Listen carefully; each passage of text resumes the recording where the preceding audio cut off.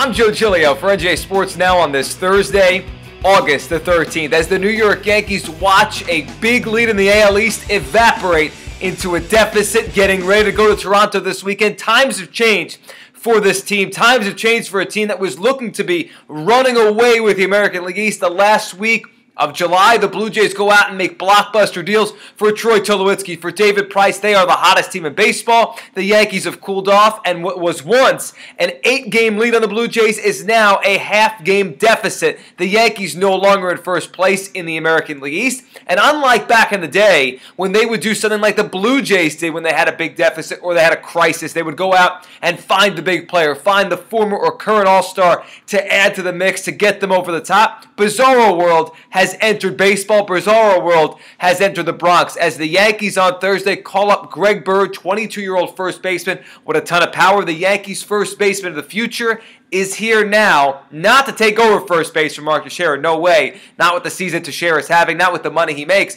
but simply to augment the baseball team, simply to add some life and youth and power to a lineup that needs it right now. And as the Yankees watch the Blue Jays take off with stars, the Yankees are going to rely and count on youngsters, on farm kids, kids coming up from the minor leagues or those that were acquired in trades, really young players, 25 and under, are going to make or break the Yankees down the stretch of the season. We could talk all day long about the ups and downs of guys like Ellsbury, McCann, A-Rod, Teixeira, Tanaka. We know who the most important characters on the Yankees are, but we all know those players aren't perfect, and for the most part, maybe Tanaka aside, they're all past the primes of their career. Expecting them to be great all season long and not to have ebbs and flows is a fool's errand. The Yankees need help, and instead of going out and finding it from another team, they're trying to find it from within. Didi Gregorius, 25 years old, playing great defense, hitting better at shortstop. Nathan Eovaldi, a pitcher that has been up and down, but you know what?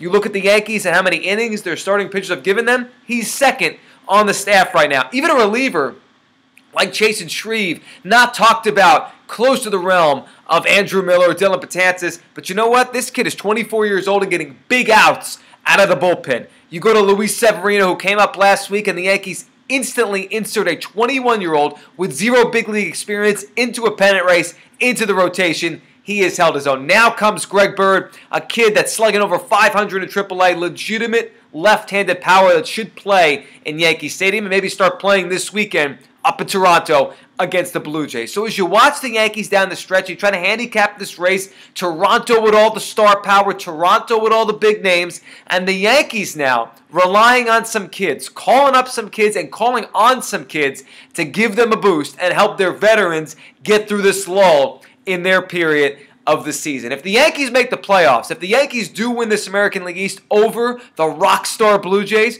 we're not going to always and just talk about this year when it comes to A-Rod, Teixeira, and Sabathia and the big names we know. You're going to have to give credit to some of the lesser names that may be the names of tomorrow. The Yankees have gone a 180 on us. They now are calling up the kids, and they now are saying, hey, Greg Bird, hey, Luis Severino, you guys are the ones we're counting on to give us a shot in the arm to complete this thing and maybe get to October. I'm Joe Giglio for NJ Sports Now.